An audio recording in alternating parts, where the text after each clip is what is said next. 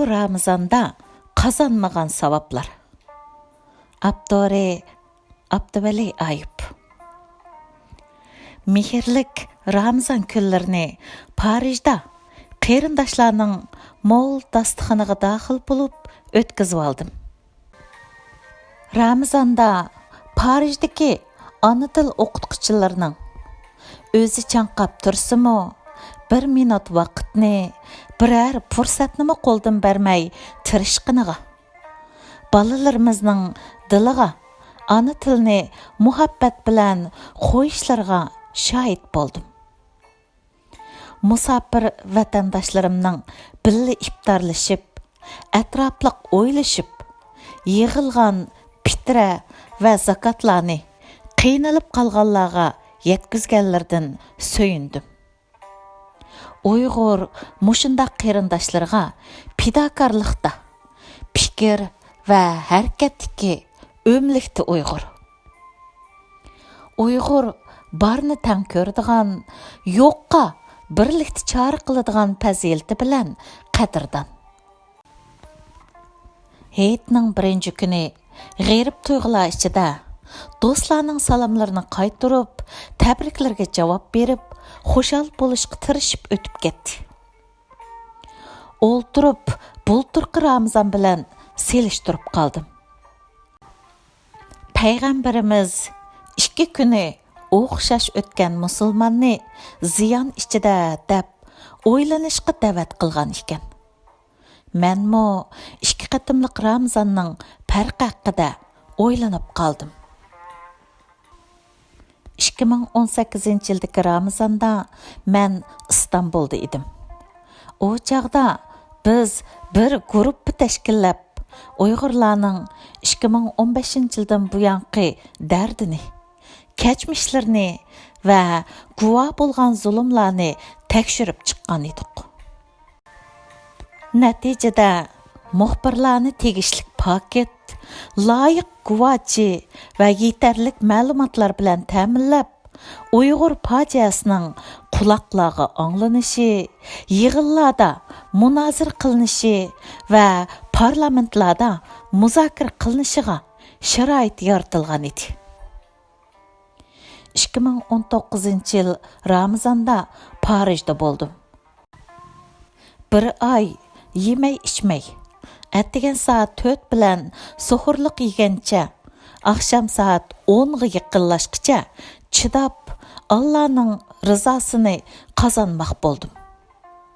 Ammo zodi nima qilganligim esimda yo'q. Bir qancha kun burun bir Angliyalik yahudining bu yil martdan boshlab har haftada Londondagi Xitoy elchixonasi oldida namoyish qilganligini o'qib, o'zimga yuz kelolmagandek bo'lib qoldim. Men Uyg'ur edim. Kunda qon yig'layotgan singlimning aksi, meni deb qiynoqlarda yetayotgan akamning ufkisi, men bilan safardosh, sapdosh, qalbdosh bo'lgan yuzlagan, aqli o'yg'oq ziyolilarning do'sti edim. Nima uchun shu yahudi qilgan namoyishni men Perizatda Xitoy elchixonasining oldida kunda qilmadim? Menga Ramizonlik savob yezilmamdi. Gunohlarim mag'firat qilinmamdi. Shu sababni qilgan bo'lsam, ondan mening duolarim ijobat bo'lmamdi. Shularning birini qilgan bo'lsam, hech nim bo'lmagan taqdirdimi, hech bir natija qozona olmagan taqdirdimi, 3 milliondan ortiq mahbus Uyg'urning oldida ikkala dunyoda yuzim yo'riq bo'lmamdi. Perizatda musulmonlarning nupusi Perizat nupusining 10%dan ortiq ekan. Ramazon mezgilida har juma kuni birdan masjidga berib, qamoqda yetayotgan, ro'za tutish tugul Allohning ismini tilga ololmayotgan, iftor qilish emas, haram məxluqның ləşlərini yeyishga zorlanıyatqan qeyrindaşlarımның dad pəryatlarını anlatqan bolsam, mağa savab bolmamti. Parijdeki 700 mingdan artıq Türk'e biz tartıvatqan xorluqlarını sözlesem, ular hərəkətə gəlməsmidi? Həmmisi hərəkətə gəlməsimi? Həmmini bilgücü Allah birinin diliga selib, bir fidoilikqa sabab bo'lmasmidi? Muşularni qilgan bo'lsam, shu mahbuslik azobini tortib bag'irlarimizning yarisiga malham bo'lmamdi. Zulmga sabab qilgan bo'lib, Allah va'da qilgan ajr azimga erishmamdim. Amerika, Angliyalarda da'vogarlarimiz cherkovlarda nutq so'zildi. Yahudilarning sinagoglarga berib, ularni o'zlaridak natsistlarcha jazo lagerlariga qamalgan millatimizni qutqizishga chaqirdi. Natijada bu ikki davlatdagi yahudilar o'yg'ondi.